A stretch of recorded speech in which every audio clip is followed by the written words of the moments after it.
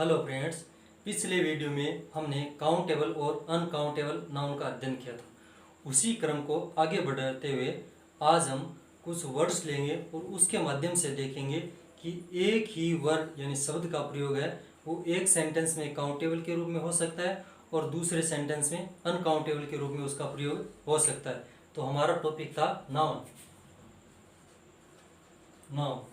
इसके अंदर आज हम कुछ वर्ड लेंगे कि एक ही शब्द है वो काउंटेबल के रूप में यूज हो सकता है और उसी का प्रयोग दूसरे सेंटेंस में अनकाउंटेबल के रूप में यूज हो सकता है। तो हमने शब्द लिया जैसे रूम। रूम का प्रयोग जब हम कमरा या कक्ष के रूप में इसका यूज करते हैं तो ये काउंटेबल के रूप में होता है, और जब इसका प्रयोग जगह या स्थान के रूप में इसका यूज करते हैं तो ये अनकाउंटेबल के रूप में होता है। तो सेंटेंस देखते हैं। देयर इज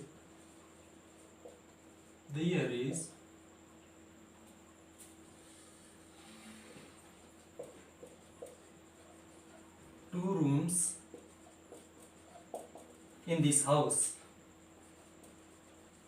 यानी इस घर में दो कमरे हैं। तो इस सेंटेंस में रूम है वो काउंटेबल के रूप में इसका यूज हुआ है। एक सेंटेंस और देखते हैं। There is no room in this room, यानी इस कमरे के अंदर कोई रूम, जगह या स्पेस नहीं है। तो यहाँ पर रूम का प्रयोग है वो अनकाउंटेबल के रूप में हुआ है। इसी प्रकार एक वर्ड और लेते हैं। जैसे हमने शब्द लिया लाइट यानी प्रकाश या रोशनी, यानी लाइट का प्रयोग जब हम प्रकाश या रोशनी के रूप में इसका यूज करते हैं तो यह अनकाउंटेबल होगा, और जब इसका प्रयोग हम सोर्स ऑफ लाइट के रूप में करते हैं तो इसका प्रयोग है वो काउंटेबल के रूप में होता है।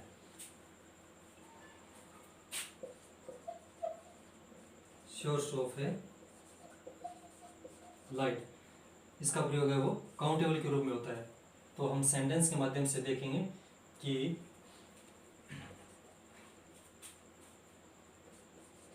The sun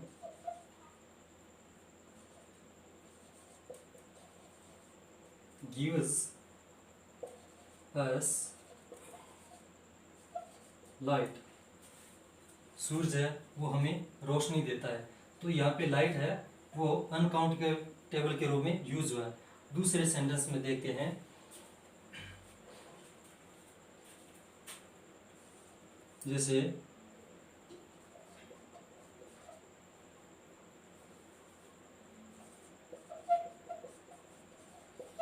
switch off the light this room,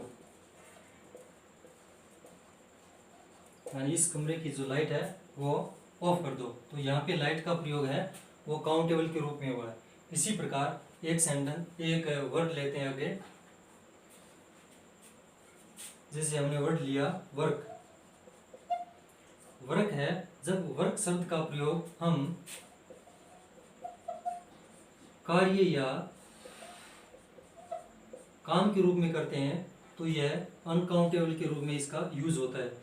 जब वर्क शब्द का प्रयोग हम कृति या रचना के रूप में इसका यूज करते हैं तो यह काउंटेबल के रूप में होता है। सेंटेंस के माध्यम से देखेंगे कि आई हैव अर्जेंट वर्क, तो इसमें क्या है, यह अनकाउंटेबल के रूप में यूज हो जाएगा। आई हैव, जैसे I have urgent work at my home, यानी मेरे घर पर कोई ज़रूरी कार्य हो गया। तो इसमें वर्क शब्द है वो अनकाउंटेबल के रूप में यूज हुआ है। काउंटेबल के रूप में देखते हैं। जैसे हमने कोई सेंटेंस लिया कि रामायण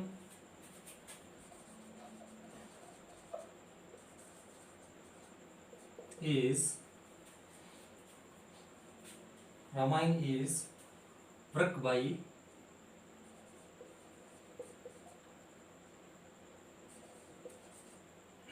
वाल्मीकि। रामायण है वो वाल्मीकि के द्वारा लिखित है या रचित है, या रामायण है वो वाल्मीकि की रचना है, कृति है।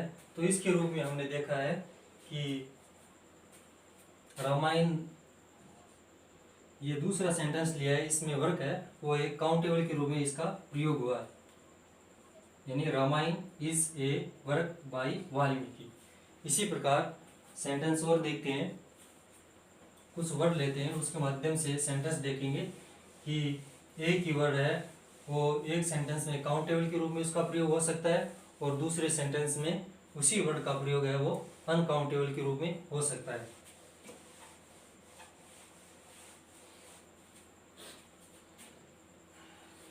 एक हमने शब्द लिया हेयर, यानी बाल। इसका प्रयोग जैसे हमने काउंटेबल के रूप में देखते हैं, तो सेंटेंस लिया डोंट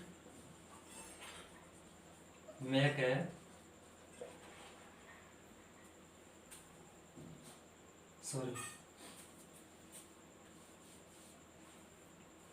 हेयर, यानी बाल।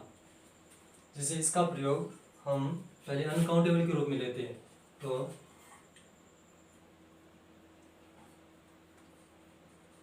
जैसे माई हेयर इज ब्लैक, तो यहाँ पे हेयर वर्ड है, इसका प्रयोग अनकाउंटेबल के रूप में हुआ। इसी प्रकार एक सेंटेंस और लेते हैं, उसमें देखते हैं,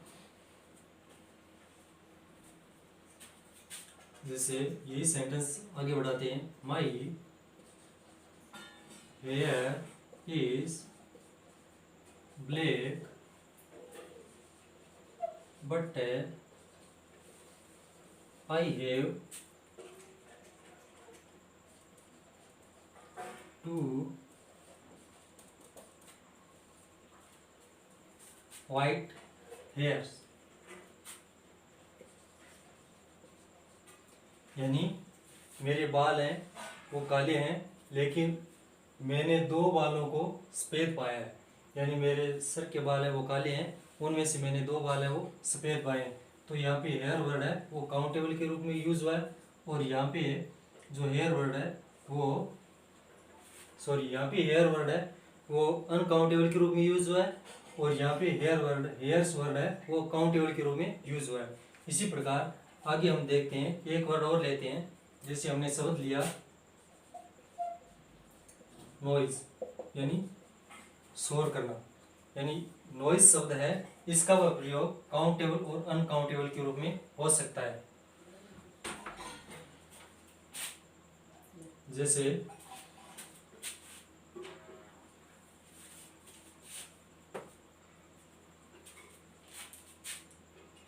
अनकाउंटेबल के रूप में लेते हैं,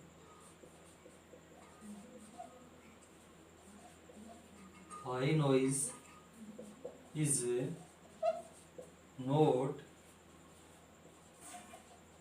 गुड फॉर ईयर्स, यानी कानों के लिए जो हाई है नॉइज है, यानी ज़्यादा ध्वनि है, वो अच्छी नहीं होती। इसमें जो नॉइज शब्द है वो अनकाउंटेबल के रूप में यूज हुआ है। एक सेंटेंस और देखते हैं,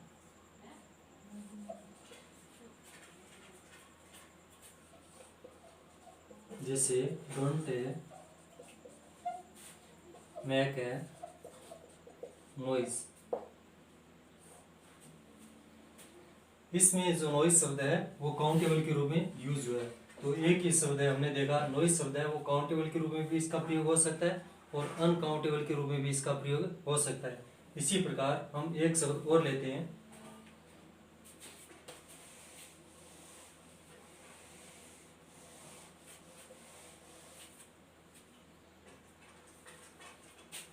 जैसे हमने शब्द लिया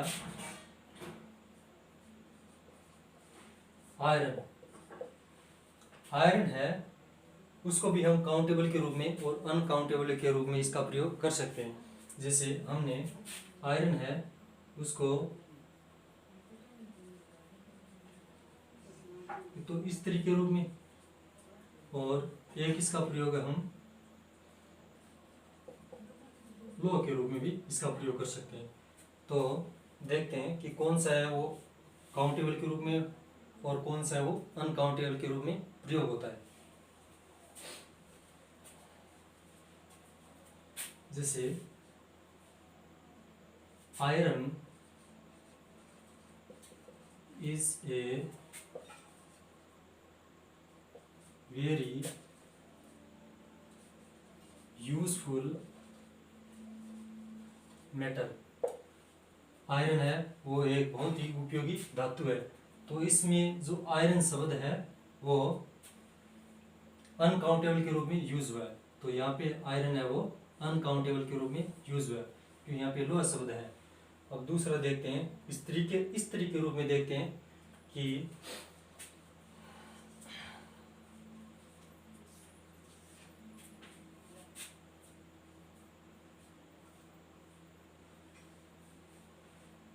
जैसे हमने एक सेंटेंस लिया, इट इज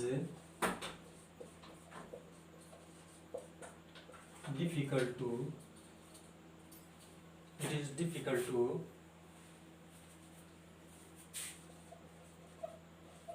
bend a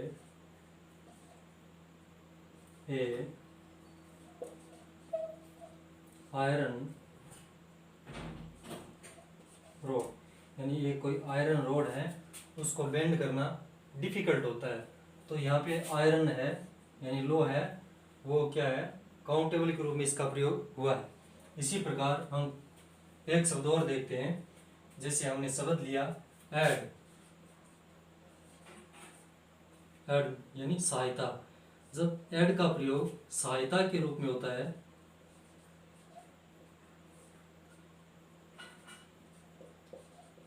यानी हेल्प के रूप में होता है तो इसका प्रयोग है वो अनकाउंटेबल के रूप में होगा।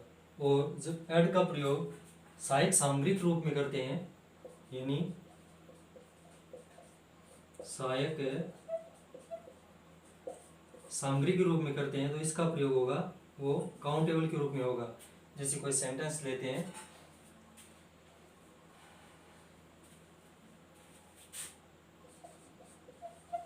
Please help me. तो यहाँ पे हेल्प है वो अनकाउंटेबल के रूप में इसका प्रयोग हुआ है। इसी प्रकार सहायक सामग्री है इसमें देखते हैं। जैसे कोई शब्द लेते हैं,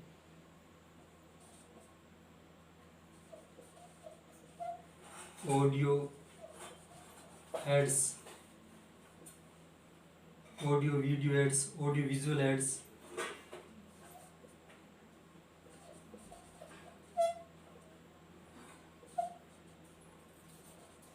ऑडियो वीडियो एड्स, यानी इसमें ऐड है वो काउंटेबल के रूप में प्रयोग हुआ है। ऑडियो विजुअल एड्स भी हो सकता है यानी ग्रामोफोन एड्स भी हो सकता है, टेलीफोन एड्स भी हो सकता है। तो इसमें ऐड है वो काउंटेबल के रूप में होता है। और जब ऐड का प्रयोग हेल्प के रूप में होता है तो इसका प्रयोग है वो अनकाउंटेबल